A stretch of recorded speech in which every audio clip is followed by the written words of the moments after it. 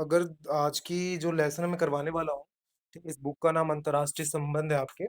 ठीक है, बीए प्रोम third year की बुक है। बुक का नाम अंतर्राष्ट्रीय संबंध।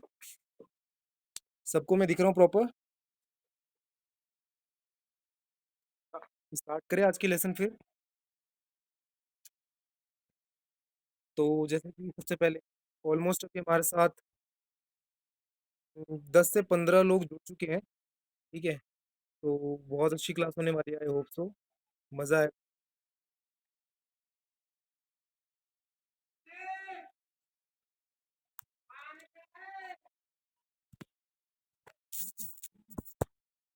स्टार्ट करते हैं क्लास। सबसे पहले अगर मैं बात करूँ, सबसे पहले बुक इंट्रोडक्शन करवाऊँ आपको तो जो आपकी ये बुक है अंतर्राष्ट्रीय संबंध, ठीक है, ये इंटरनेशनल रिलेशन को दिखाता है कि किस तरह से जो फॉरेन कंट्रीज हैं, ठीक है, उनमें आपस में किस तरह का रिलेशन है, इसके बारे में ही बताता है। ठीक है, सिंपल सा मीनिंग यही बनता है इसका। ठीक है, जो अदर्स कंट्री है, इंडिया का दूसरे देशों के साथ रिलेशन होता है, उसी तरह बाकी कंट्रीज का भी अलग अलग कंट्रीज के साथ रिलेशन है। ठीक है, तो बस एक रिलेशन को दर्शाता है कि क्या रिलेशन किसके कैसे है। ठीक है, समझ में आ रहा है? अगर कुछ भी कहीं पे भी लगे ना, डाउट हो, तो आप बेझिझक पूछ लेना। ठीक है, जो भी बच्चे मॉर्निंग की क्लास में नहीं आए थे, तो उनके लिए बहुत बड़ी ये है, प्रॉब्लम होगी थोड़ी सी क्योंकि समझने में।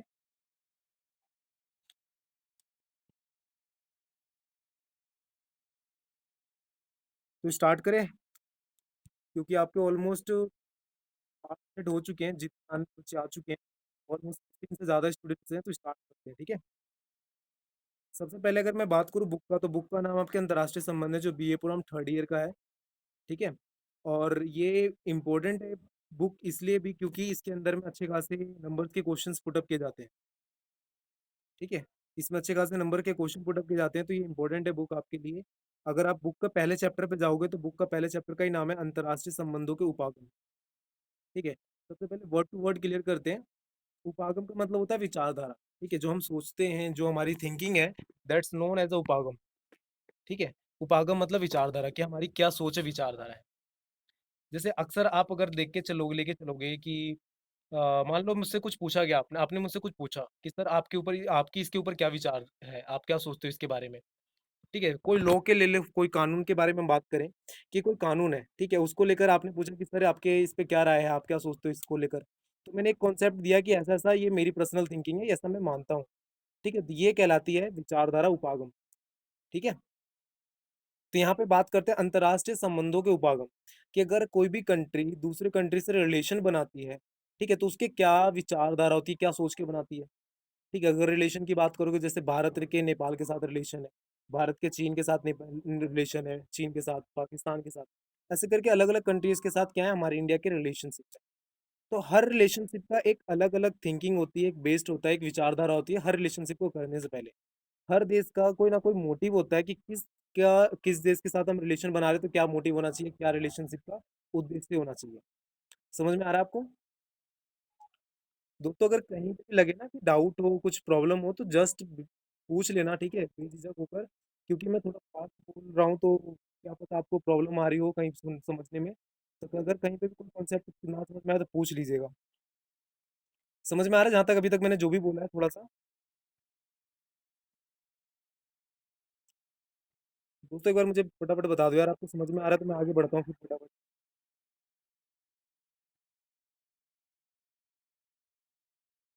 Okay okay okay, I am going to try something. Okay, अगर वॉइस की कहीं पे प्रॉब्लम लगे ना, तो एक बार मुझे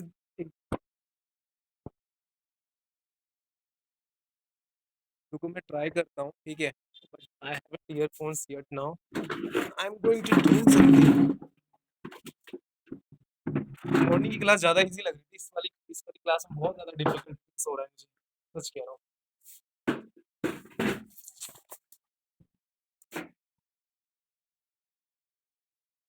नहीं यार, वो रीजन ये है कि मेरे फादर हैं, ठीक है, तो वो, ठीक है, रिटायर आर्मी है, मतलब थोड़े से स्ट्रिक्ट पर्सन है, तो उनको ये पसंद नहीं कि मैं दाढ़ी वाड़ी के साथ रहूँ, पर आज का जो एरा है, वो दाढ़ी के साथ जाना ज्यादा बेटर लगता है। ठीक है, तो ये होता है थोड़ा सा प्रॉब्लम, और संडे है इसलिए यार, गर्मी का मौसम में हटाना ज्यादा बेटर होता है।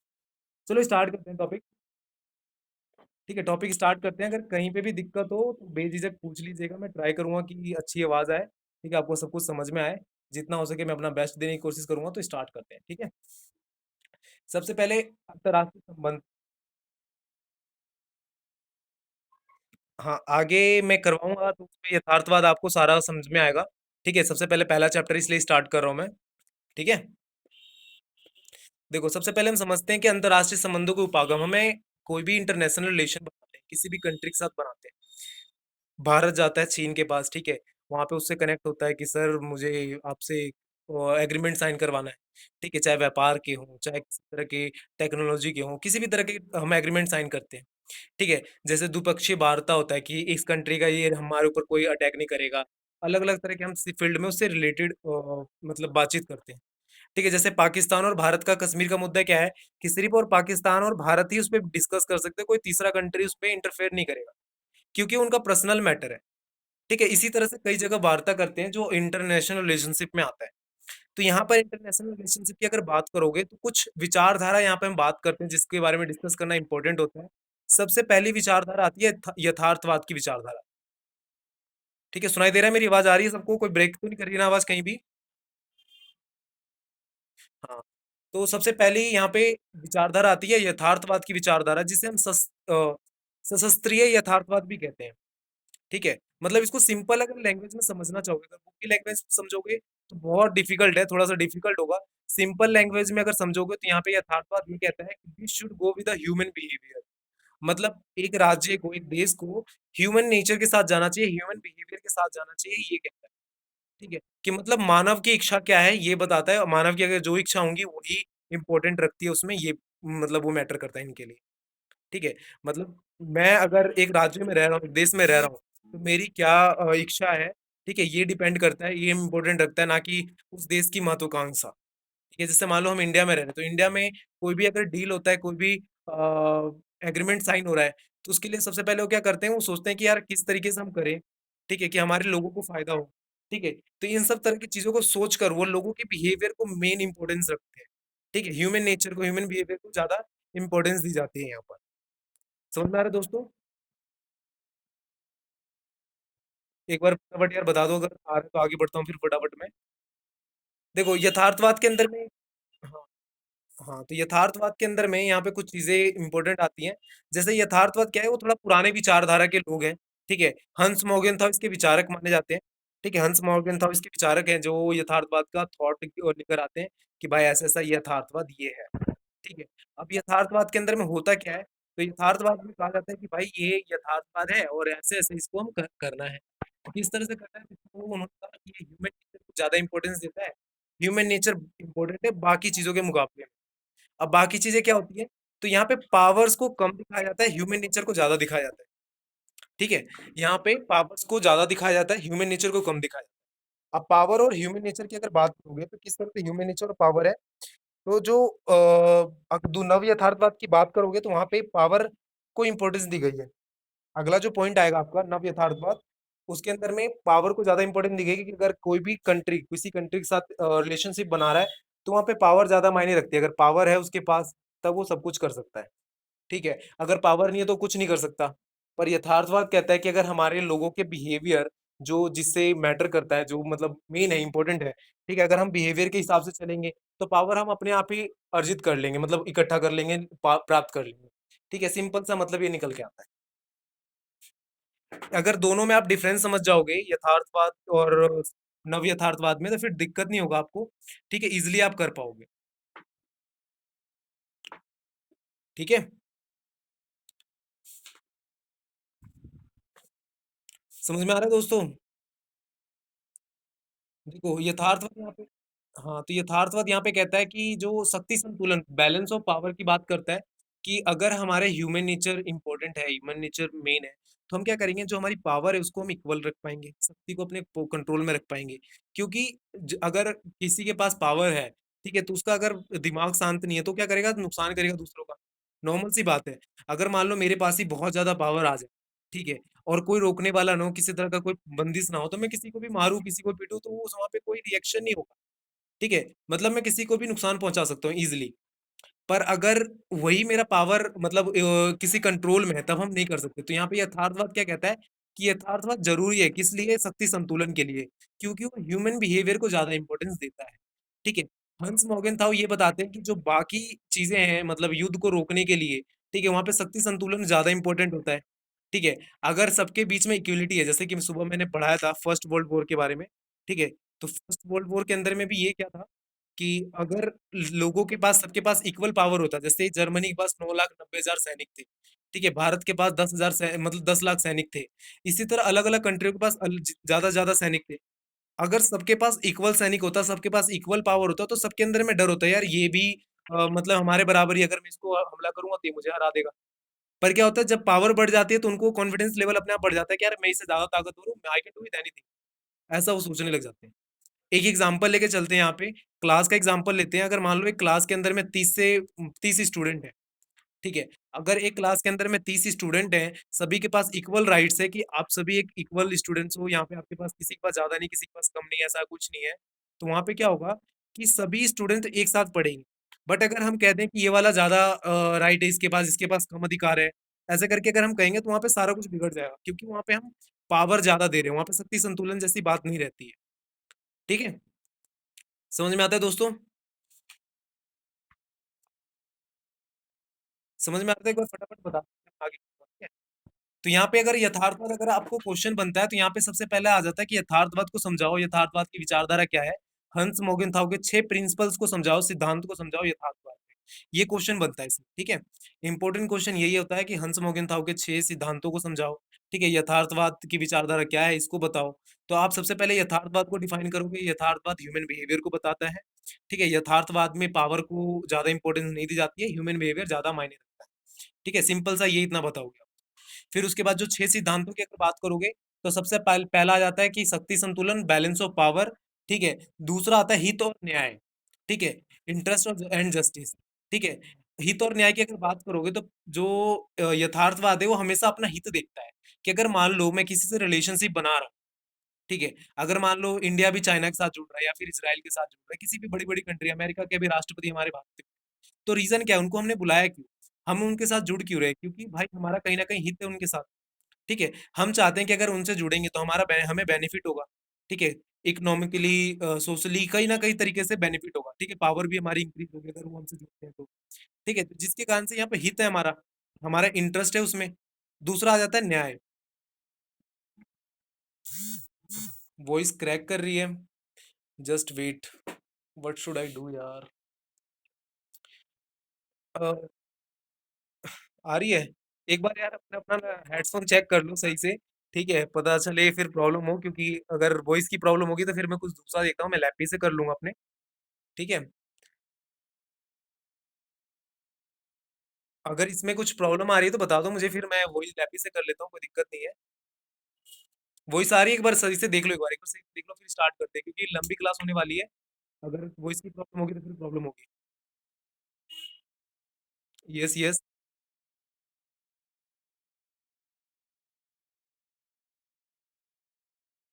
यार ये भी मुझे भी बहुत सारे मैसेज आए। ये नेट का भी इशू हो सकता है और ये ऐप की भी प्रॉब्लम हो सकती है, क्योंकि ये ऐप ऑलमोस्ट 100 पीपल का तो अलाउ करता है एक साथ। अभी हमारे साथ करीब 15 से ज्यादा लोग जुड़े हुए हैं। ठीक है। ये पहले एक बार ना यार अपने अपने ऑडियो ऑफ कर लो। ठीक है। जब आपको बोलना हो तब आप ना ऑन करना उसे। ठीक है। म्यूट कर लो अपने आप को, जिससे ना आपको अच्छे से सुनाई दे, समझ में आए, क्योंकि आपकी जो बैकग्राउंड की भी वॉइस होगी वो भी यहाँ पे ले रही है। ठीक है। बैकग्राउंड की वॉइस भी यहाँ पे आ रही है। स्टार्ट करूँ मैं आगे? एक बार ट्राई कर लो यार, अब देख इसी से काम चलाते हैं। नेक्स्ट टाइम मैं कुछ अच्छा बेटर करूंगा, ठीक है, जिससे वॉइस अच्छे से आए आपका, मेरी वॉइस अच्छे से आप तक पहुंचे। ठीक है। चलो एक बार स्टार्ट करते हैं दोबारा से ना। तो यहाँ पे जो क्वेश्चन बनता है यथार्थवाद का, वो 6 प्रिंसिपल को लेकर बनता है कि हंस मोहन थाव के 6 प्रिंसिपल बताओ। ठीक है। तो यहाँ पे हम हित और न्याय भी एक बताते हैं, यहाँ पे इंटरेस्ट एंड जस्टिस। तो इंटरेस्ट क्या हो जाता है कि अगर मान लो हम किसी से रिलेशनशिप बना रहे हैं तो वहाँ पे हमारा कहीं ना कहीं स्वार्थ होता है। ठीक है। कुछ हमारा हित होता है तभी हम उससे जुड़ रहे हैं। किसी से भी जुड़ने का मेन मोटिव यही होता है ना कि अगर मैं उससे जुड़ रहा हूँ तो वो कुछ मुझे बेनिफिट देगा तभी हम जुड़ रहे हैं। आज आप हमारी क्लास में आए हो, Zoom पे हम सब मिल रहे हैं, तो रीजन क्या है कि आपका एग्जाम है, आपको कुछ चाहिए, मुझे भी कुछ चाहिए इसलिए मैं आपके साथ हूँ, ठीक है? आपको कुछ चाहिए इसलिए मेरे साथ हो। तो इस कारण से यहाँ पे हमारा हित छुपा हुआ है, ठीक है? इंटरेस्ट हमारा छुपा हुआ है, जिसके कारण से हम जुड़ रहे हैं, ठीक है? तो यहाँ पे हंस मोहगन यही कहते हैं कि किसी भी राज्य, किसी भी देश का जब इंटरनेशनल रिलेशनशिप में हम जब रिलेशनशिप बनाते हैं किसी भी कंट्री से, तो वहाँ पे क्या होता है कि हम अपना हित देखते हैं, ठीक है? अपना हित देखते हैं जिसके कारण से हम रिलेशनशिप स्टार्ट करते हैं, एस्टैब्लिश करते हैं, ठीक है? समझ में आता है ये वाला पॉइंट दोस्तों? आगे बढ़ते हैं, दूसरा पॉइंट आ जाता है इसमें न्याय का, ठीक है? जस्टिस। अगर जस्टिस को देखोगे तो किसी भी अंतर्राष्ट्रीय संबंध में जस्टिस बहुत बड़ा रोल प्ले करता है। अगर मान लो जस्टिस ही ना हो, अगर हम भेदभाव कर रहे हैं, ठीक है? जैसे अब पाकिस्तान और इंडिया का रिलेशनशिप का लेके चल लो, तो यहाँ पे कश्मीर का मुद्दा बहुत बड़ा मुद्दा है, ठीक है? कश्मीर के मुद्दे को लेकर पाकिस्तान क्या कहता है कि ये हमारा पर्सनल मुद्दा है, तो कोई तीसरा पक्ष इंटरफेयर नहीं करेगा इसमें, कोई तीसरा पक्षपात नहीं करेगा, घुसेगा नहीं इसमें, कुछ भी नहीं करेगा, कोई बीच में नहीं बोलेगा। ठीक है? आपस का मामला है तो आपस में ही हम सुलझाएँगे, कोई दूसरा पक्ष नहीं बोलेगा। ये करता है इंडिया और पाकिस्तान, हमेशा बातचीत करते हैं, ठीक है? तो ये ऐसा क्यों करते हैं? क्योंकि ये जस्टिस को वैल्यू दे रहे होते हैं। अगर मान लो यहाँ पे जस्टिस नहीं होता, जैसे लास्ट ईयर क्या हुआ था कि अमेरिकी प्रेसिडेंट ने कहा था कि मैं इस मैटर को सुलझाने की कोशिश करूँगा, आप दोनों आगे बढ़ो, ठीक है? बट यहाँ पे पाकिस्तान भी मना कर देता है और इंडिया भी मना कर देता है क्योंकि ये हमारा आपस का मामला है, ठीक है? तो यहाँ पे जस्टिस को बहुत ज़्यादा मायने दी जाती है, मतलब जो रिलेशनशिप होती है, एग्रीमेंट होती है, वहाँ पे जस्टिस वैल्यूएबल है, ठीक है? यहाँ पे एक अगला पॉइंट आता है मॉडर्निटी, ठीक है? आधुनिकरण आता है कि यहाँ पे मॉडर्निटी पॉइंट आ जाता है यथार्थवाद के सिद्धांत में ही, ठीक है? जिसको यहाँ पे दो पार्टों में दिखाता है, एक ध्रुवीयता और दो बहुध्रुवीयता, ठीक है? एक ध्रुवीयता मतलब क्या होता है कि जो शक्ति का, पावर का एक ही केंद्र हो। जैसे भारत के अंदर में क्या है, पावर का दो केंद्र है। एक तरफ राज्य भी हम बात करते हैं, जो राज्य जैसे हमारे भारत में टोटल 27-28 राज्य हैं, ठीक है? तो ये भी एक पावर का केंद्र है हमारे, ठीक है? और केंद्र सरकार जो सेंट्रल गवर्नमेंट है, ये भी एक पावर का केंद्र है। तो भारत दो तरह से वर्क करती है, मतलब पावर को लेकर। बट अगर आप अमेरिका जाते हैं तो वहाँ पे जो पावर का केंद्र है वो एक ही है, क्योंकि वहाँ पे जो प्रेसिडेंट होते हैं, राष्ट्रपति होते हैं, उन्हीं के पास सारी पावर निहित होती है। पर हमारे में क्या होता है, अलग अलग एक छोटा से छोटा व्यक्ति भी होता है, उसके पास भी पावर है, और एक बड़े से बड़े ओहदे वाला व्यक्ति है, उसके पास भी पावर है, ठीक है? तो यहाँ पे पावर के कई सारे केंद्रों को हम दिखाते हैं, ठीक है? समझ में आता है? समझ में आ रहा है दोस्तों? यार बहुत ज्यादा गर्मी है दिल्ली में रियली, अब मुझे विश्वास हो रहा है, ठीक है? बहुत ज्यादा गर्मी है रियली, विश्वास करो, बहुत ज्यादा। तो इस तरह से ना ये आपका पूरा यथार्थवाद का हंस मोगन था वाला खत्म होता है, ठीक है? यहाँ पे बस आपको एक बार मैं रिवाइज करवाऊँ तो आप ये सीधा बताओगे कि मतलब जो ह्यूमन बिहेवियर है वो इंपॉर्टेंस रखता है किसी भी रिलेशनशिप के लिए, हम पावर्स को ज्यादा वैल्यू नहीं देते हैं। यहाँ पे इनके 6 प्रिंसिपल्स की बात करते हैं, जिसमें से मैंने 3 से 4 बताए हैं, ठीक है? बाकी आप अगर बुक देखोगे एक बार तो आपको सही से समझ में आएगा, ठीक है? क्योंकि ये वाले चैप्टर इसमें 4 से 5 थिंकर्स के बारे में बात करना है, तो आगे चलते हैं, नहीं तो फिर सारा टाइम इसी में लग जाए, ठीक है? आगे चलूँ मैं? नव यथार्थवाद कैल्विन बोल्ट्स का विचारधारा आ जाता है अगला। आगे बढ़ो दोस्तों। चलो देखो, कैथरीन बोल्ट्स की नव यथार्थवाद की विचारधारा आता है। अब ये क्या होता है ना, नव यथार्थवाद की विचारधारा, इसको थोड़ा सा मॉडिफाई कर दिया जाता है। जो मतलब यथार्थवाद की विचारधारा था उसको थोड़ा सा मॉडिफाई करके नव यथार्थवाद की विचारधारा लाई जाती है, ठीक है? अब नव यथार्थवाद की विचारधारा के अंदर में क्या होता है कि पहले वाले में जो कमियां थी उसको रिमूव करके थोड़ा कुछ चेंजेस करके ला दिया जाता है। जैसे आपके फोन में अपडेटेड वर्जन आता है, ठीक है? तो पहले वाले वर्जन में कुछ कमी होता है, उसके बाद हम नया लेकर आते हैं कि भाई इसमें अब ये चीजें इंप्रूवमेंट कर दी गई, ठीक है? तो सेम यहाँ पे भी जब नव यथार्थवाद आता है तो यथार्थवाद में जो कमी थी, जो प्रॉब्लम्स थे, जो कमी थे, उसको रिमूव करके यहाँ पे नव यथार्थवाद लाया गया, ठीक है? समझ में आता है? अब ये कमियों की बात करें कि क्या कमी थी, किस तरह की कमी थी यहाँ पर, तो यहाँ पर ये आता है कि जैसे कि यथार्थवाद में कहा गया कि जो पावर है उसका मेन सोर्स क्या होता है, ह्यूमन बिहेवियर, ठीक है? पावर का मेन सोर्स है ह्यूमन बिहेवियर। पर नव यथार्थवाद में कहा गया कि पावर का मेन सोर्स क्या है, मतलब एक राज्य का रिलेशनशिप, मतलब पावर का मेन सोर्स उसकी विचारधारा होगी, ठीक है? विचारधारा को ज्यादा यहाँ पे इंपॉर्टेंस दी गई कि जो अगर हमारी जो विचारधारा है वो ज्यादा वैल्यूबल रखती है ह्यूमन बिहेवियर के मुकाबले। समझ में आता है? समझ में आ रहा है दोस्तों? हाँ, तो यहाँ पे बस ये दिखाता है, ये जब आप बात करोगे यहाँ पे नव यथार्थवाद वाले में, तो नव यथार्थवाद की जो विचारधारा था 1970 में, हाँ, नव यथार्थवाद की विचारधारा, जो विचारधारा थी 1970 में आता है, ठीक है? कैथरीन बोल्ट्स के द्वारा, ठीक है? कैथरीन बोल्ट्स जो होते हैं ये एक मतलब विचारक होते हैं, चिंतक होते हैं, जो पॉलिटिकल जो इश्यूज होते हैं उसको लेकर। अब इसको लाया क्यों जाता है? अगर मान लो एक विचारधारा यथार्थवाद पहले से ही समाज के अंदर में है, फिर हम दोबारा से कोई दूसरी विचारधारा क्यों ला रहे हैं? ठीक है, सबसे बड़ा यहाँ पे क्वेश्चन ये बनता है कि पहले से जो चीज़ है हमारे पास, तो फिर हम दूसरे तरफ दूसरी चीज़ों को क्यों ला रहे हैं? रीज़न क्या है दूसरी चीज़ों को लाने का? तो यहाँ पे रीज़न ये निकलता है कि यथार्थवाद ने क्या सोचा कि यार अब ना सब कुछ नॉर्मल हो चुका है, क्योंकि ह्यूमन बिहेवियर अब वर्क कर रहा है। ह्यूमन बिहेवियर वर्क कर रहा है मतलब युद्ध खत्म हो चुके हैं। जब यथार्थवाद की विचारधारा थी, तो वहाँ पे फर्स्ट वर्ल्ड वॉर भी खत्म हो चुका था, सेकंड वर्ल्ड वॉर भी खत्म हो चुका था और शीत युद्ध चल रहा था। ठीक है? अब जब शीत युद्ध चल रहा था, तो यथार्थवाद के विचारकों को लगा कि यार अब युद्ध जैसा कभी माहौल बन नहीं सकता। ठीक है? अब नॉर्मल है, सब कुछ जी रहा है, सब लोग आराम से जी रहे हैं। तो युद्ध जैसी स्थिति में वहाँ पे बताया गया था कि ह्यूमन नेचर ज़्यादा इम्पोर्टेंट रखता है पावर्स के मुकाबले। जब युद्ध-युद्ध खत्म हो गया। ठीक है? तब अब उसके बाद क्या होता है कि चीन जैसे बड़े-बड़े महाशक्ति देश निकलते हैं। ठीक है? चीन जैसे, जापान जैसे देश आते हैं जो पावर को दिखाते हैं कि मेरे पास भी पावर है। ठीक है? अब अगर आप बात करोगे तो किम जो उन जो उत्तरी कोरिया का शासक है, ठीक है? इसके जैसे देश निकलते हैं जो वो पावर को दिखाते हैं कि यार पावर इम्पोर्टेंट है। ठीक है? वो आप देखोगे उत्तरी कोरिया के शासक को देखोगे तो वो क्या होता है कि अलग-अलग तरह के परमाणु परीक्षण कर रहा है। ठीक है? अलग-अलग तरह के हथियार बना रहा है। तो वो क्या दर्शा रहा होता है कि power is more important then human behaviour. ठीक है? वो सिंपल सा एक माइंडसेट सेट करता है सभी लोगों के मन में कि power is more important then human behaviour. अगर पावर ज़्यादा इम्पोर्टेंस है ह्यूमन बिहेवियर के मुकाबले, तो पावर की तरफ लोग भागेंगे। ठीक है? उसके बाद ये नव यथार्थवाद की विचारधारा आती है जहाँ पे पावर्स को ज़्यादा इम्पोर्टेंस दी जाती है ह्यूमन बिहेवियर के मुकाबले में। ठीक है? समझ में आता है?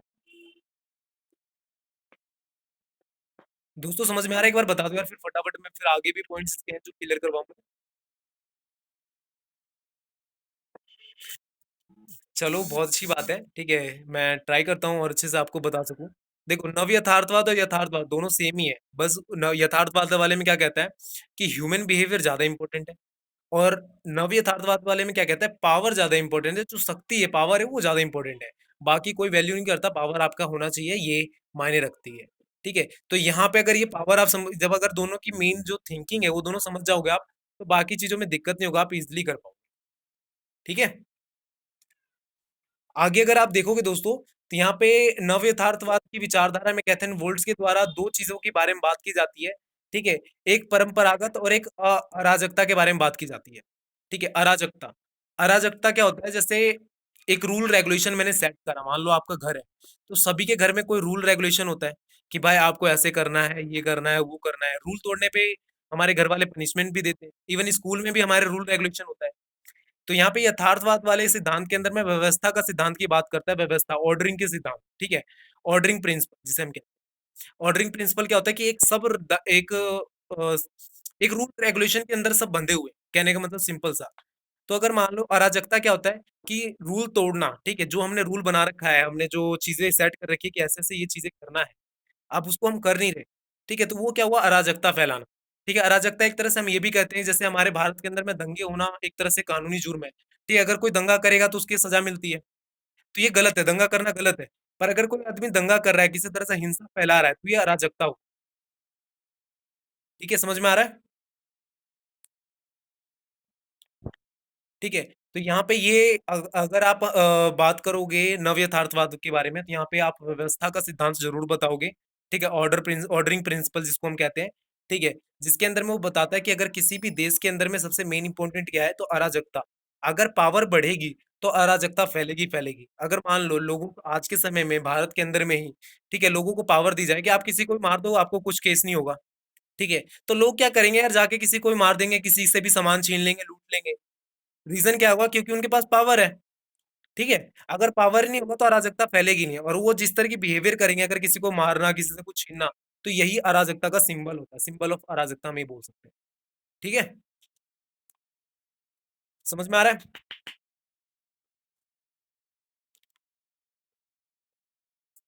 चलो आगे देखते हैं इसको फटाफट, ठीक है? एक और यहाँ पे पॉइंट आ जाता है क्रम परंपरा। क्रम परंपरा क्या होता है कि अब किसी तरह से हमने सेट कर रखा है कि ये ऐसे-ऐसे चलना है, ठीक है? सीरियल वाइज़ सेट कर रखा है कि पहले ये आएगा, फिर ये आएगा, फिर ये आएगा, ठीक है? जैसे आप कभी कभी बैंक का फॉर्म भरते हो या किसी का फॉर्म भरते हो, तो होता है ना कि पहले ये वाला पेज भरना है, फिर ये भरना है, फिर ये भरना है, ऐसे-ऐसे करके पूरा प्रोसेस होता है, ठीक है? तो ये क्रम परंपरा भी यहाँ पे बहुत इंपॉर्टेंट दिखाई जाती है नव यथार्थवाद वाले में कि जो चीज़ पहले से सेट है कि ऐसे-ऐसे ही होना है, तो उसी तरीके से होना चाहिए। अगर हम उसमें चेंजेस करते हैं, तो अराजकता फैलती है। ठीक है? अगर मान लो हमारे कानून बना हुआ है कि किसी का मर्डर करने वालों की ये सज़ा है। ठीक है, चोरी करने वालों की सजा, झूठ बोलने वालों की सजा है। ये बना हुआ है, क्रम बना हुआ है। अगर हम तोड़कर दूसरे रास्ते से जाएँगे तो उसके लिए मतलब कई तरह की प्रॉब्लम हमें फेस करनी पड़ेगी। तो यहाँ पे ये चीज़ें दिखाता है। ठीक है? यहाँ पे फिर अगला पॉइंट यहाँ पे अगर बात करोगे नव यथार्थवाद के कैथन बोल्ट्स की विचारधारा का, यहाँ पे क्षमता का वितरण भी आता है। ठीक है? मतलब कैपेसिटी, डिस्ट्रीब्यूशन ऑफ कैपेसिटी। अगर मान लो मेरी क्षमता है कि मैं सिर्फ 10 बच्चों को पढ़ा सकता हूँ, ठीक है? और मेरे पास आ रहे हैं 200 बच्चे, तो फिर ये मेरी औकात से बाहर है। ठीक है? एक तरह से कह सकते हो मेरे औकात से बाहर है, मैं नहीं कर सकता, हैंडल नहीं कर सकता। ठीक है? तो सेम चीज़ यहाँ पे बात करता है क्षमता का वितरण। तो ये जब हम बात करते हैं कि पावर का मतलब in human nature come important है पावर के मुकाबले में, तो अगर पावर इम्पोर्टेंट है तो सबकी क्षमता के हिसाब से पावर दिया जाना चाहिए। अगर मान लो मेरी क्षमता कम है और पावर मुझे ज़्यादा मिले तो क्या होगा सब कुछ गड़बड़ हो जाएगी। ठीक है? नॉर्मल सी अगर मान लो मुझे बोल दिया जाए कि आज आपको ये कुछ करना है, कुछ ऐसा काम दे दिया जाए जो मेरे बस की ही नहीं है, तो ये क्या होगा मेरे मेरे फील्ड से बाहर होगा, मेरे बियॉन्ड होगा, मेरे माइंड से बाहर होगा ये, तो उसको कैसे करूँगा मैं? ठीक है? तो जो क्षमता का वितरण होना चाहिए वो सही तरीके से होना चाहिए, बहुत इंपॉर्टेंट रहता है। समझ में आ रहा है दोस्तों? अगर देखो मैं एक बार बताऊँ फटाफट ना तो शॉर्ट में ये यथार्थवाद को, तो आप सिंपल से समझो। यथार्थवाद के अंदर में हम यहाँ पे ये बात करेंगे कि नव यथार्थवाद में कि यहाँ पे ह्यूमन नेचर को कम इम्पोर्टेंस दी जाती है पावर के मुकाबले में, यहाँ पे पावर ज़्यादा इम्पोर्टेंट है। यहाँ पे हम बात करते हैं अराजकता और परंपरागत कर्म परंपराएँ को। ठीक है? अराजकता मतलब क्या होता है कि अगर जो रूल रेगुलेशन सेट है, अगर उसको हम तोड़ते हैं, पावर ज़्यादा होती है तो अराजकता फैलती है। ठीक है? अगर किसी के पास भी पावर ज़्यादा है, तो नॉर्मल सी बात क्या होगा कि वो यस, कुछ कोई बोल रहा है? तो देखो अगर किसी के पास पावर ज़्यादा है तो नॉर्मल क्या होगा कि अराजकता फैलेगी। ठीक है? वो कंट्रोल नहीं कर सकता और एक परंपरागत हम क्रम परंपरागत की बात करते हैं कि सब कुछ सीरियल बाय सेट है कि पहले ये होगा, फिर ये होगा, फिर ये होगा। अगर उस रूल रेगुलेशन को तोड़ता है कोई, परंपरागत तरीके से नहीं चलता है, तो उसके कारण भी कई तरह के मतलब इफ़ेक्ट देखने के लिए मिलते हैं। ठीक है? फिर यहाँ पे एक बात करते हैं हम क्षमता वितरण की, ठीक है? क्षमताओं की वितरण कि मेरी कैपेसिटी कितनी है और मुझे दिया कितना जा रहा है, ये भी इम्पोर्टेंट रखता है। अगर मान लो कि हम पावर्स को जब इम्पोर्टेंस दे रहे हैं कि यार पावर ज़्यादा मायने रखती है, किसी भी चीज़ के मुकाबले में, तो पावर जित मायने रखती है, चलो मान लिया ठीक है, तो यार जितना मेरी औकात है उसके हिसाब से पावर दो। अगर ज़्यादा पावर दोगे तो क्या होगा कि मैं गलत मिसयूज़ करूँगा अपने पावर का, ठीक है? समझ में आता है? अगर मान लो एक क्लास के मॉनिटर को कह दिया जाए कि आप अपनी मर्ज़ी से किसी बच्चे का नाम काट सकते हो अगर कोई एब्सेंट रहे तो वो आधे से आधे क्लास का नाम काट सकता है, इतना मुझे कन्फर्म है, ठीक है? क्योंकि इस कारण से उसका पावर लिमिटेड किया गया कि आपको सिर्फ अपसेंट लगाना है, फालतू काम कुछ नहीं करना है। तो पावर लिमिटेड होना ज़रूरी है, बहुत ज़्यादा ज़रूरी है, यहाँ पे ये दिखाता है नव यथार्थवाद, ठीक है? समझ में आता है दोस्तों? आगे अगर यहाँ पे आप बात करोगे तो एक तीसरी विचारधारा आती है नव उदारवाद, ठीक है? नव उदारवाद आती है। तो एक बार पहले मुझे सबसे पहले बता दो कि उदारवाद का मतलब क्या होता है, फिर मैं आगे बढ़ता हूँ। ठीक है? आप अपना एक बार फटाफट रिव्यू दे दो मुझे कि उदारवाद का मतलब क्या होता है आपके हिसाब से, फिर मैं नव उदारवाद उसके अंदर ऐड करके आपको बताता हूँ, ठीक है? आप मुझे फटाफट एक बता दो यार जो भी बच्चे जुड़े हुए हैं हमसे, एक बार फटाफट बताओ नव उदारवाद होता क्या है?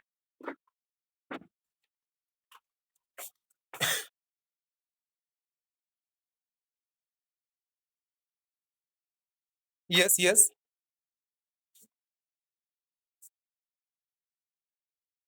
यस, यस, सेम है। आदर्शवादी, उदारवादी सेम है। ठीक है? कोई उसमें प्रॉब्लम नहीं है, बट आप बताओ उदारवाद क्या होता है?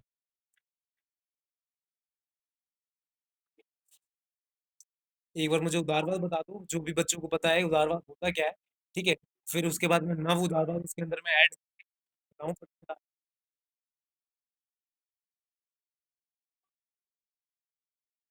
यस,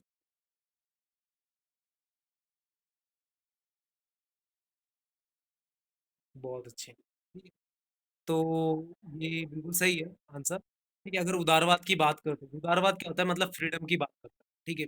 उदारवाद में सीधा कहता है यार पावर, ह्यूमन नेचर ये सारे बेकार है।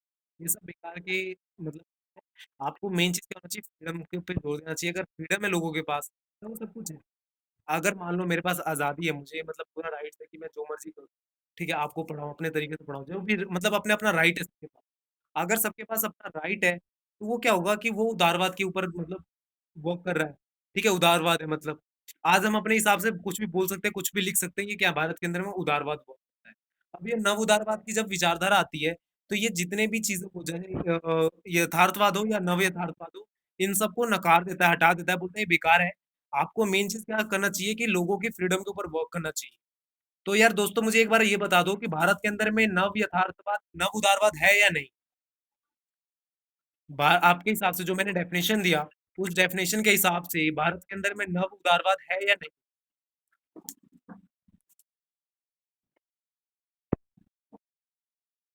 कैसे कैसे कैसे है बताओ एक बार, एग्जाम्पल कुछ, कुछ भी कोई पॉइंट बताओ कैसे है।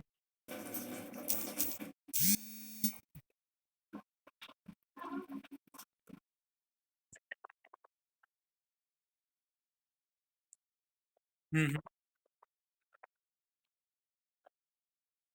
सॉरी, आप दोबारा एक बार बोलना, मैंने सुना नहीं, ब्रदर दोबारा बोलना। आपकी आवाज, आवाज की आवाज ब्रेक हो रही है। लोकतंत्र उदारवाद में अंतर ना, आप यही पूछ रहे हो ना, लोकतंत्र और उदारवाद में ना? देखो, लोकतंत्र क्या होता है, वहां पे लोगों का राज, ठीक है, वहां पे हम मौलिक राइट्स के बारे में बात करते हैं, फंडामेंटल राइट्स के बारे में बात करते हैं, ठीक है, कि हमारे फंडामेंटल राइट्स क्या है, किसके पास कैसे राइट्स मिले हुए हैं, इसके बारे में हम बात करते हैं, ठीक है। बट यहाँ पे उदारवाद के बारे में हम बात करते हैं कि फ्रीडम जो प्राकृतिक अधिकार है, ठीक है, सबके पास है अपने अपने अधिकार है, ठीक है, कि इसको ये मिला हुआ है, ये इस तरह से जी सकता है, ये कर सकता है, ये रह नहीं कर सकता है, ये प्राकृतिक अधिकार है, इसके इसको ये दिखाता है, ठीक है, सिंपल सा मतलब ये इसको दिखाता है, ठीक है। थोड़ा सा डिफरेंस है, क्वाइट डिफरेंस है। जो लोकतंत्र है वो लोगों के द्वारा स्थापित किया गया तंत्र है, पर उदारवाद क्या है, वो जो प्राकृतिक तौर पे हमें अधिकार मिले उसकी बात कर, ठीक है। समझ में आता है दोस्तों?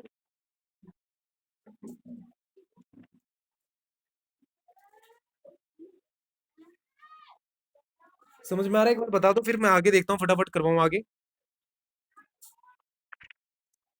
चलो आगे बात करते हैं, ठीक है। आगे अगर आप बात करोगे दोस्तों, तो यहाँ पर नव उदारवाद वाला जो विचारधारा है, वो इतना इंपॉर्टेंस नहीं रखता मेरे हिसाब से, क्योंकि इसमें सिंपल सा कॉन्सेप्ट बनता है, मतलब कंपैरिजन वाला क्वेश्चन आ जाता है, नव यथार्थवाद और उदारवाद में अंतर बताओ, नव उदारवाद में अंतर बताओ, ठीक है, सिंपल सा क्वेश्चन बनता है।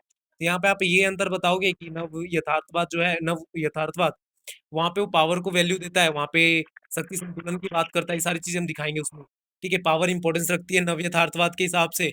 बट जबकि यहाँ पर नव उदारवाद में वो प्राकृतिक फ्रीडम की बात करते हैं, कि प्राकृतिक फ्रीडम ज्यादा इंपॉर्टेंट है किसी भी चीजों के ये लिए, ठीक है, प्राकृतिक फ्रीडम है अगर हमारे पास तो हम सब कुछ कर सकते हैं, ये ऐसी बात करता है, सिंपल सा, ठीक है, समझ में आता है?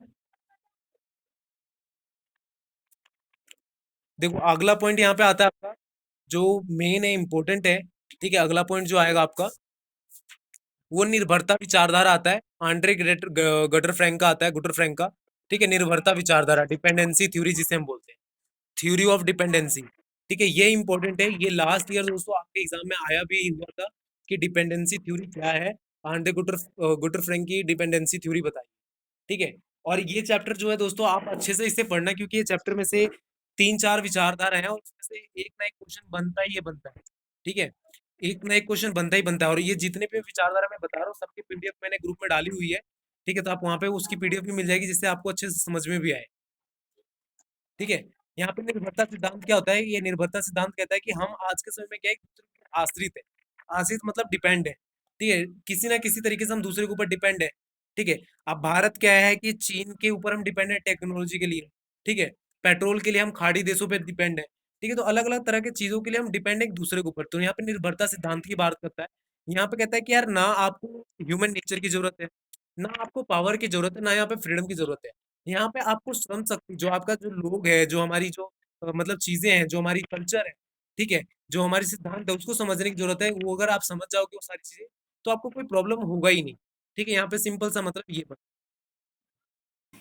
ठीक है, समझ में आ रहा है दोस्तों? हम्म। फिर आगे बात करते हैं। ये मेरी वीडियो नहीं चल रही है, कोई मुझे बताएगा कैसे इसको प्ले कर सकता हूँ मैं?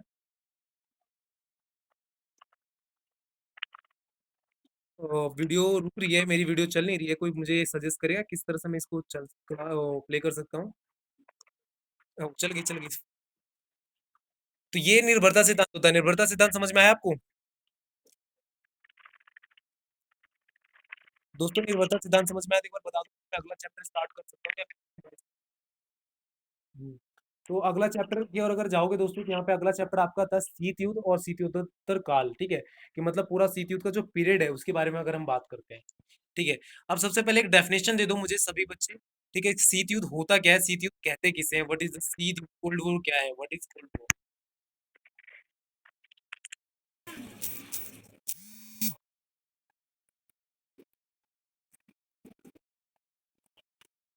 बिल्कुल सही। हम्म,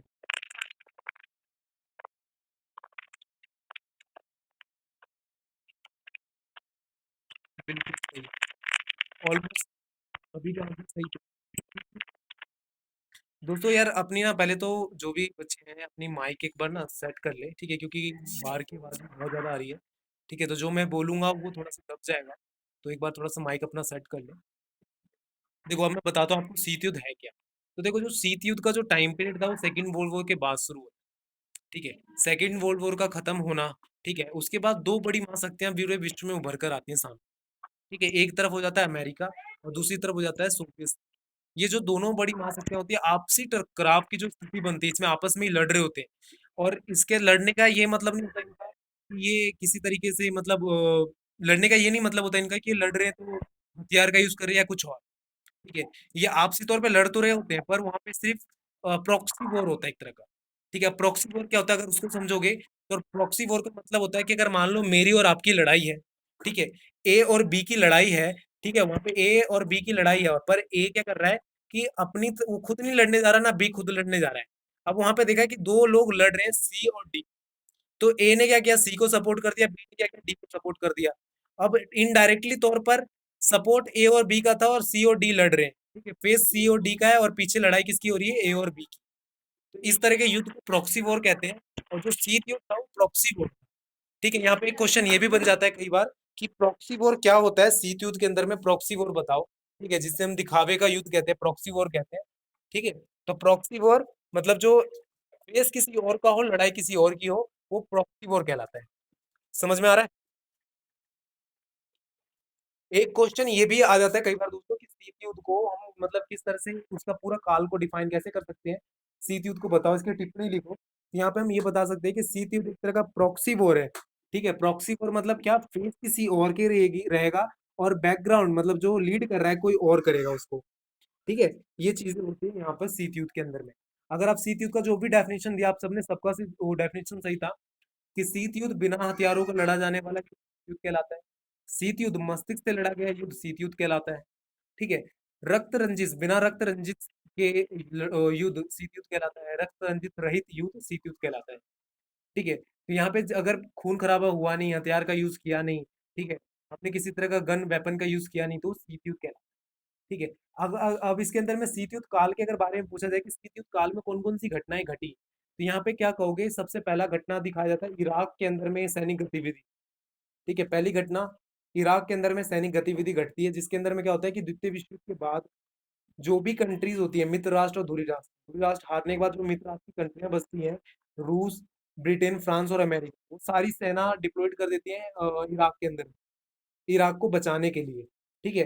पर बाद में क्या होता है जब द्वितीय विश्व युद्ध खत्म होता है तो वहां पे सभी कंट्रीज अपनी सेना हटा लेते हैं पर सोवियत संघ नहीं हटा, ठीक है। जो ये स्थिति होती है, कंडीशन होती है, ये शीत युद्ध को जन्म देती है, पहला समझ में आता है दोस्तों। समझ में आ रहा है? तो आप बताओ फिर मैं आगे अगला पॉइंट बढ़ाऊं।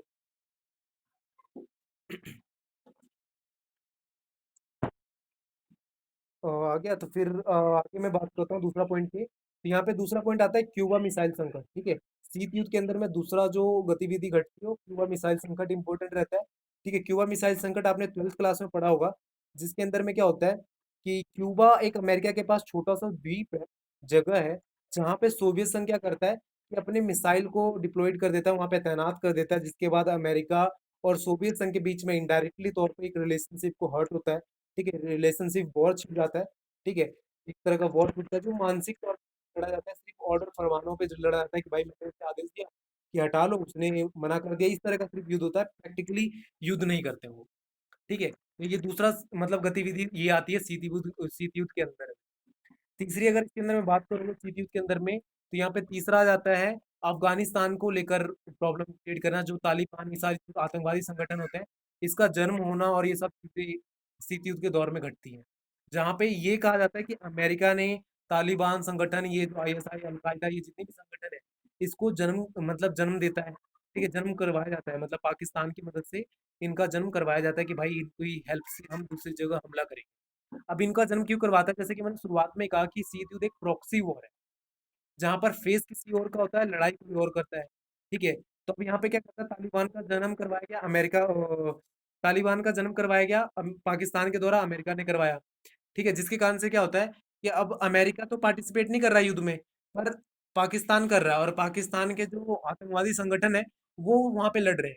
अब नाम किसका होगा कि भाई इस आतंकवादी संगठन ने मारा, पर मरवाया किसने, अमेरिका ने, ठीक है। तो ये प्रॉक्सी वॉर है।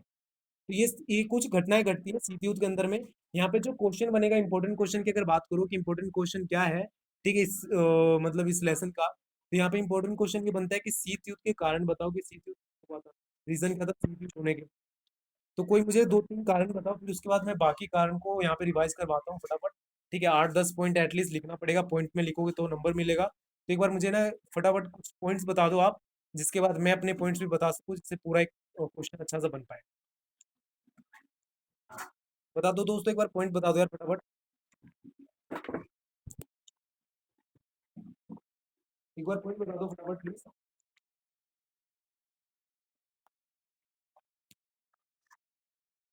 Yes yes, point please.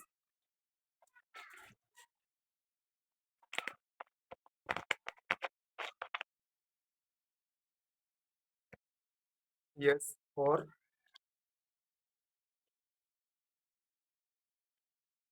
Yes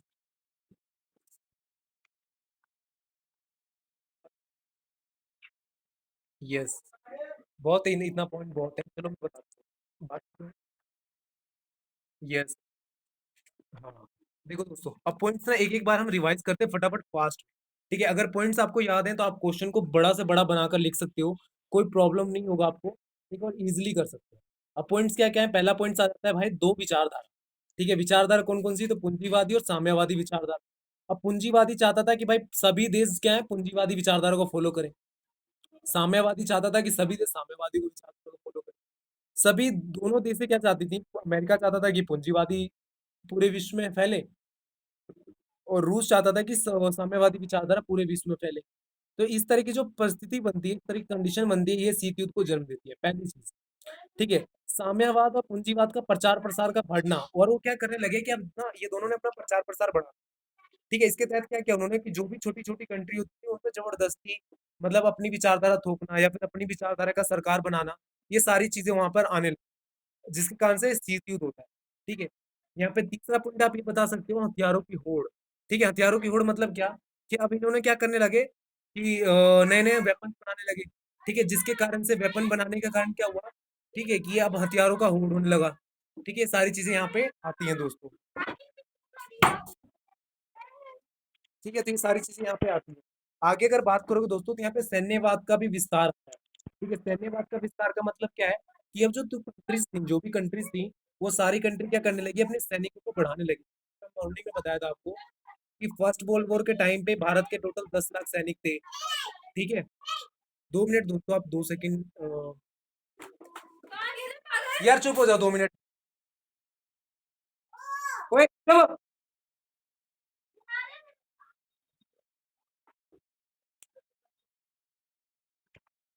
sorry दोस्तों, स्टार्ट करते हैं वापस से।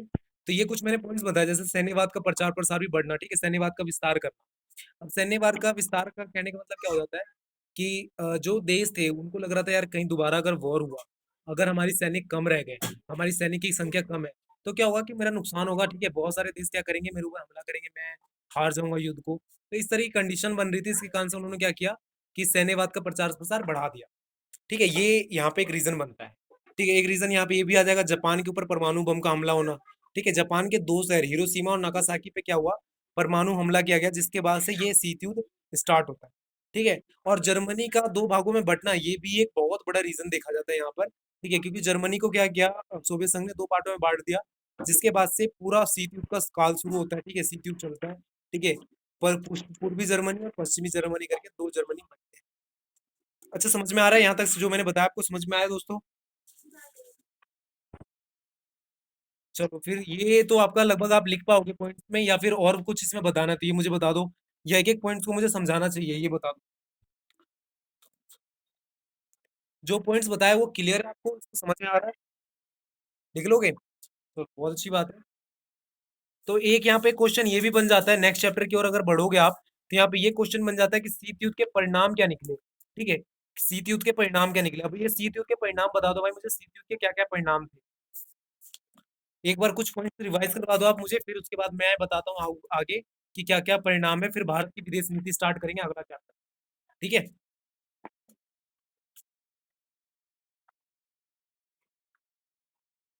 एक बार फटाफट मुझे एक बार परिणाम बता दो दोस्तों, फिर मैं अगला चैप्टर भी स्टार्ट कर सकूँ। ठीक है, क्योंकि 1 घंटे का ही टाइम पीरियड है, कुछ देर में नोटिफिकेशन आपके पास आ जाएगी कि वीडियो खत्म होने वाली है, तो इसलिए फटाफट बता दो, 8 मिनट बचे हुए हैं हमारे पास।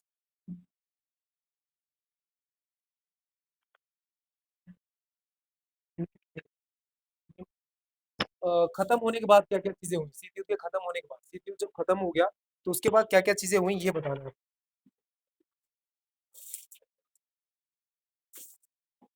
नहीं पता तो बता दो फटाफट, फिर मैं बताऊं फटाफट, क्योंकि क्योंकि टाइम। हाँ ओके, और हाँ जी, देखो, यस, बहुत अच्छे। देखो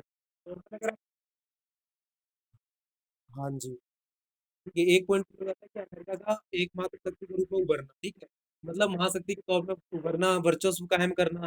ठीक है, 2 पॉइंट बन गए।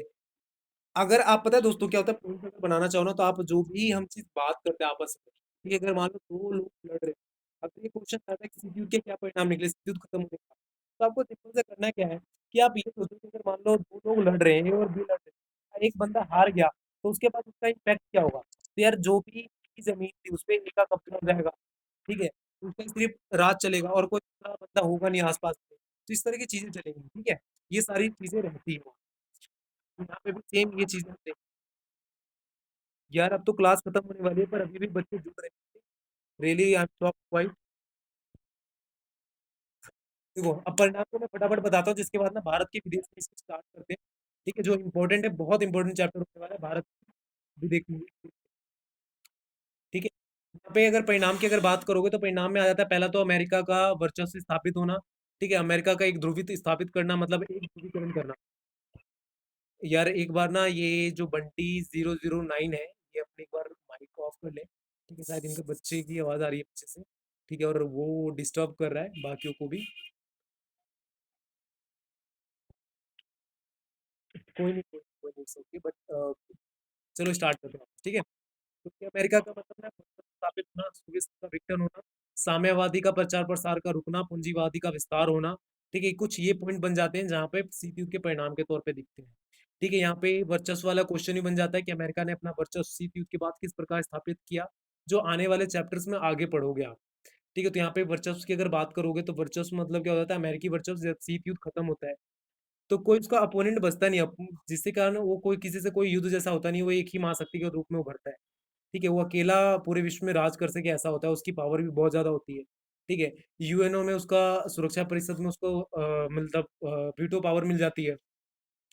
यूएनओ में सबसे ज्यादा भागीदारी उसकी होती है। तो इस तरह के कुछ उसके वर्चस्व के रूप दिखते हैं, और अलग अलग युद्धों में सबसे मेन तौर पे पार्टिसिपेट करना, ये सारी चीजें वहां पे उसके दिख जाते हैं। ठीक है, समझ में आता है, ये परिणाम समझ में आया दोस्तों आपको। एक बार प्लीज माइक ऑन करके बताना भी है परिणाम समझ में आया तो, कि जिसके बाद में फिर आगे स्टार्ट करें। चलो ठीक है, फिर मैं आगे भारत की विदेश नीति के बारे में बात करता हूँ। ठीक है, भारत की विदेश नीति क्या है, आपका ये लास्ट वाला चैप्टर होगा आज की इस वीडियो का। ठीक है, चाहे जितनी भी देर में खत्म हो, लास्ट चैप्टर होगा, उसके बाद से जो नेक्स्ट क्लास होगी उसके अंदर मैं यहाँ से आगे करूंगा और इसके कुछ रिवाइज करवा दूंगा पीछे का। ठीक है, जिससे आपको सही से समझ में आए। ठीक है, भारत की अगर विदेश नीति की बात करें तो भारत की विदेश नीति का सबसे बड़ा कदम क्या मानते हैं, आपके हिसाब से सबसे बड़ा कदम क्या है, तो मुझे बताएगा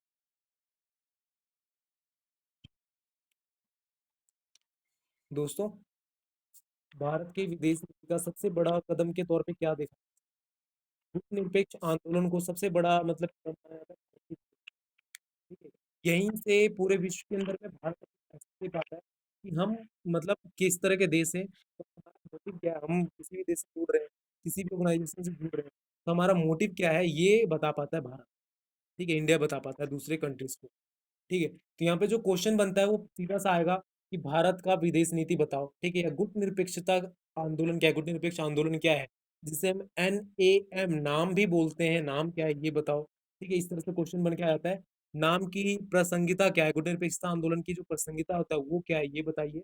या फिर यहाँ पे ये क्वेश्चन बन जाता है कि गुट निरपेक्षता आंदोलन की विशेषता क्या है ये बताइए।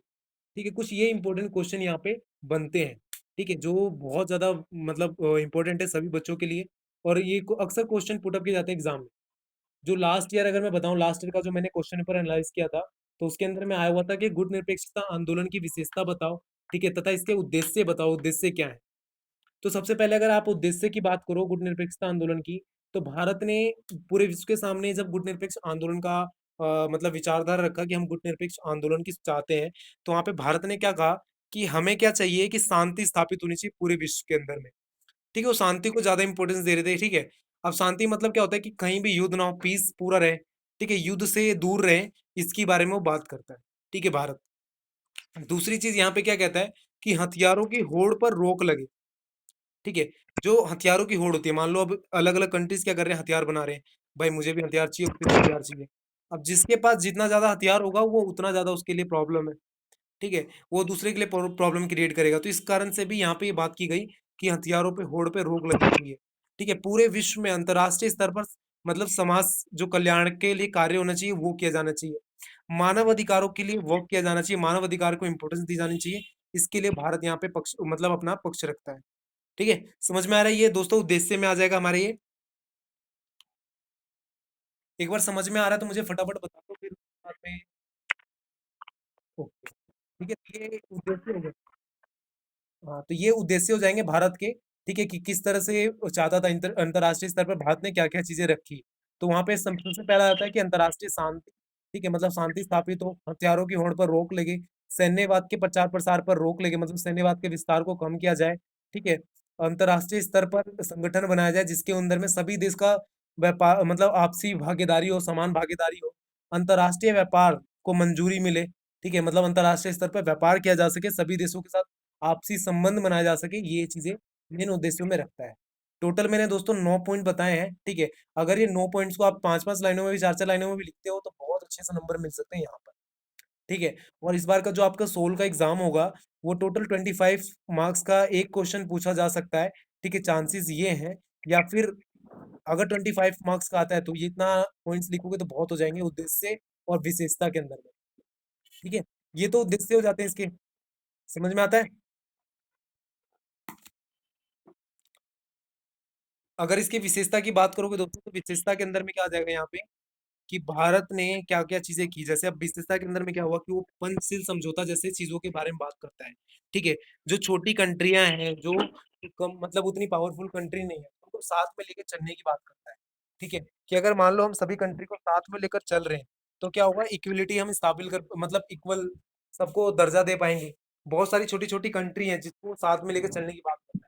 सबसे बड़ी एग्जाम्पल देखोगे दोस्तों यहाँ पर, तो भारत और नेपाल का रिलेशनशिप का आता है, जहाँ पे भारत नेपाल जैसे कंट्री को सहयोग दे रहा होता है। ठीक है, वो साथ देने की बात करता है कि अगर हम इस छोटी कंट्री को साथ देंगे, जिससे ग्रो इक्वल कर पाएंगे। ठीक है, अपने पड़ोसी देशों के साथ अच्छे संबंध बनाने की बात करता है। ठीक है, और भारत ने अपने उद्देश्य के अंदर में ये भी रखा कि कभी भी हम किसी भी कंट्री के ऊपर फर्स्ट अटैक नहीं करेंगे। ठीक है, पहला हमला नहीं करेंगे। जब भारत परमाणु संपन्न देश हुआ था तो भी वो उसने यही बात की रीत करी थी कि हम कभी भी पहला अटैक नहीं करेंगे, खुद पहला अटैक नहीं करेंगे, मतलब खुद जाकर हमला नहीं करेंगे।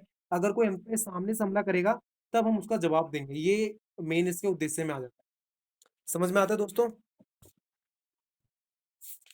समझ में आ रहा है तो एक बार मुझे बता दीजिए। ठीक है। ठीक है, तो ये सारी चीजें आ जाती हैं यहाँ पे। भारत क्या बात करता है, मतलब निशस्त्रीकरण की बात करता है कि हथियारों को खत्म किया जाए। ठीक है, अलग अलग सहयोगी संगठनों का सदस्य बनने की बात करता है भारत की। अगर हम मान लो दूसरे दूसरे सहयोगी संगठनों की से मिलते हैं तो फिर अच्छा रह पाएगा। अगर इसके उद्देश्यों की देखोगे दोस्तों कि किन किन चीजों पे गुटनिरपेक्ष आंदोलन ने वर्क किया है, जो Indian policy of non alignment movement है। ठीक है, Indian policy of non alignment movement, इसके अंदर में भारत ने सबसे पहले बात करता है निशस्त्रीकरण की। ठीक है, आपकी बुक में अगर देखोगे तो बुक में आपके सारे पॉइंट्स लिखे हुए हैं। ठीक है, पहला पॉइंट आता है इसका निशस्त्रीकरण की नीति, पॉलिसी ऑफ, ठीक है, यहाँ पे निशस्त्रीकरण की बात करता है। निशस्त्रीकरण मतलब क्या होता है? नी मतलब शस्त्र नहीं होना, ठीक है, मतलब वहां पे निशस्त्रीकरण मतलब शस्त्र हथियारों का यूज नहीं करना, ठीक है, सिंपल सा मतलब। तो भारत यहाँ पे कहता है कि अगर हम हथियारों का यूज नहीं करेंगे तो हमारे लिए बेनिफिट है, ठीक है, जिससे क्या होगा कि हम शांति स्थापित कर सकते हैं। अगर मान लो मेरे पास हथियार है, आपके पास हथियार है, तो यार उसमें तो हम शांति कहाँ स्थापित करेंगे, वहां पे लड़ाई झगड़े होंगे वो बिना फालतू में, ठीक है, तो यहाँ पे इसकी बात करता है। ठीक है, दूसरा पॉइंट आता है अमेरिका, भारत अमेरिका परमाणु समझौता, जिसमें इंडो यूएस न्यूक्लियर डील की जाती है कि किस तरह से भारत परमाणु संपन्न देश बन सके, परमाणु कार्यक्रम पे वर्क कर सके, ठीक है। वहाँ पे कई तरह के जो अंतर्राष्ट्रीय संगठन होते हैं उससे मिलने की बात की जाता है वहाँ पे, मतलब उनसे एग्रीमेंट साइन करने की बात की जाती है, ये सारी चीजें वहाँ पे आती है, ठीक है। उसके बाद अगर देखो कि भारत का ना तो राजनीतिक विरोध पॉलिसी भी आती है, कि कुछ कंट्रियां जो होती हैं वो विरोध करती हैं इसका। जब भारत परमाणु संपन्न देश बनने वाला होता है तो वहां पे क्या होता है कि कुछ कंट्रियां इसके विरोध में आ जाती है कि भारत को परमाणु संपन्न देश नहीं बनना दिया जाना चाहिए, क्योंकि अगर मान लो भारत परमाणु संपन्न देश बनता है तो उससे क्या होगा कि दूसरे कंट्रीज को नुकसान होगा, ठीक है। तो इसके कारण से ये देखा गया कि इसको अगर हम मना कर दे, रोक दे किसी तरीके से, तो बहुत ज्यादा फायदा होगा, ये यहाँ पे सबकी नीति रही थी, ठीक है। यहाँ पे वो नीति के साथ वो चल रहे थे, समझ में आता है दोस्तों। जैसे आप अगर पाकिस्तान की बात करोगे तो पाकिस्तान ने क्या किया था कि जब यहाँ पे भारत को मतलब परमाणु संधि के लिए मतलब दिया गया था, परमिशन दी गई थी कि आप परमाणु परीक्षण कर सकते हो, तो पाकिस्तान ने चीन की मदद से और अदर कंट्रीज की मदद से भारत के ऊपर रोक लगा दी थी कि आपको ये नहीं करना चाहिए। अगर आप ये मतलब अगर भारत कर लेगा तो हमारे लिए नुकसान होगा, ठीक है, हमें प्रॉब्लम फेस करनी पड़ेगी, और ये हम पर हमला भी कर सकता है, क्या पता अपनी शक्ति का मिसयूज करे, ठीक है। यहाँ पे ये चीजें बात की गई थी भारत के लिए। तो यहाँ पे भारत की रिलेशनशिप में सारी चीजों को आपको मेंशन करना पड़ेगा, जो आपके बुक में बहुत अच्छे से डिफाइन कर रखा है। यहाँ पे इंडो पाकिस्तान का इंडो चीन का भी रिलेशनशिप आएगा, ठीक है, इंडो पाकिस्तान का भी रिलेशनशिप आएगा, ठीक है, शिमला समझौता भी आएगा, बांग्लादेश एग्रीमेंट भी आएगा, कश्मीर समझौता भी आएगा। यहाँ पे सारी चीजों के बारे में बात करूंगा, ठीक है। अगर पूछा जाए क्वेश्चन की भारत के रिलेशनशिप को विस्तार में बताओ, ठीक है, क्या क्या चीजें हैं, कौन कौन से चीजें हुई हैं, तो आप सबसे पहले डिफाइन करोगे नॉन अलाइनमेंट मूवमेंट को, ठीक है, जो गुटनिरपेक्ष आंदोलन है उसको डिफाइन करोगे। उसके उद्देश्य अगर पूछा जाए तो उद्देश्य बताओगे, ठीक है। विशेषता पूछा जाए तो विशेषता बताओगे। अगर विशेषता उद्देश्य नहीं पूछा और पूछा गया है कि क्या क्या चीजें मायने रखती हैं भारत के विदेश नीति में, तो आप जो भी मैंने बताया जैसे चीन पाकिस्तान संबंध, बांग्लादेश जो एग्रीमेंट हुआ था उसके ऊपर में बात करें, चाहे शिमला समझौता की बात करो, चाहे कश्मीर विवाद की बात करो, ठीक है, भारत पाकिस्तान समझौते की बात करो, ये सारा चीजें आ जाएगा वहां पे, ठीक है। समझ में आता है? समझ में आ रहा है दोस्तों? दोस्तों आज का चैप्टर यहीं तक रहने वाला है, ठीक है, आज की वीडियो यहीं तक होगी। आगे जो मतलब नेक्स्ट क्लास जब मैं लूंगा तो इसके आगे मैं करवाऊंगा, ठीक है, जो इंपॉर्टेंट है आपके लिए वैश्वीकरण टॉपिक रहेगा, ग्लोबलाइजेशन, ठीक है, जो मोस्ट इंपॉर्टेंट टॉपिक रहेगा सभी बच्चों के लिए, ठीक है। यहाँ पे वैश्वीकरण में आप बात करोगे अमेरिका की भी, भारत के मतलब नजरिए से भी देखेंगे, और वैश्वीकरण के क्या प्रभाव है, क्या परिणाम है, ये भी ठीक है, जिसमें 10 नंबर मतलब एक क्वेश्चन बनता ही बनता है अक्सर, ठीक है, हर बार एक क्वेश्चन पुटअप किया जाता है, इस बार भी उम्मीद है पूछा जा सके, ठीक है, तो ये क्वेश्चन यहाँ पे बनता है। दोस्तों जो भी अभी 3 लेसन पढ़ा आज, तो 3 लेसन आपको समझ में आए, ठीक है, नहीं आया क्या प्रॉब्लम, कहाँ पे कोई क्वेश्चन हो किसी का कुछ तो पूछ सकते हैं फटाफट, ठीक है, जिससे मैं यहाँ पे क्लास खत्म कर सकूँ। उसके बाद एक बार फटाफट अगर किसी को क्वेश्चन हो किसी का कुछ पूछना, सीधे मतलब क्या होता है कि पीरियड, हाँ, उसका मतलब क्या होता है कि जो पूरा टाइम पीरियड है, नफसूती उत्तर की बात कर रहे हो आप, एक बार क्वेश्चन आप दोबारा रिपीट करोगे प्लीज?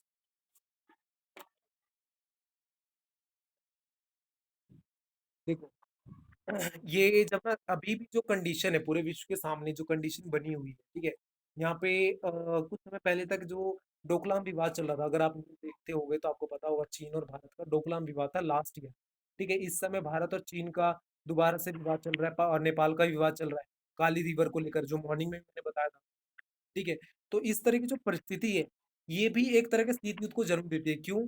जैसे अब भारत का इसराइल के साथ संबंध है, ठीक है, अमेरिका के साथ संबंध है, रिलेशनशिप हमने बनाया, हमने उनमें ये बात की है कि अगर कहीं पे भी हमें प्रॉब्लम होती है, कुछ किसी भी तरह की प्रॉब्लम फेस करते हैं हम, तो आप हमें क्या करोगे, डायरेक्टली डायरेक्टली हमारी हेल्प करो, ठीक है। भारत ने उनसे ये कहा जहाँ पे वो सारे एग्री करते हैं, ठीक है। अगर मान लो यहाँ पे युद्ध की शुरुआत होती है, अगर भारत ने एग्री किया कि वो सब भी देश पार्टिसिपेट करे भारत की तरफ से, तो ये क्या होगा, नव स्थित्युत्तर काल को जन्म देगा। ऐसे मतलब स्थित्युत्तर काल का मतलब क्या होता है, अगर नव को हटा दें वहां से तो पूरा स्थित्यु टाइम पीरियड की बात करते हैं। ठीक है, और नव स्थित्युत्तर का मतलब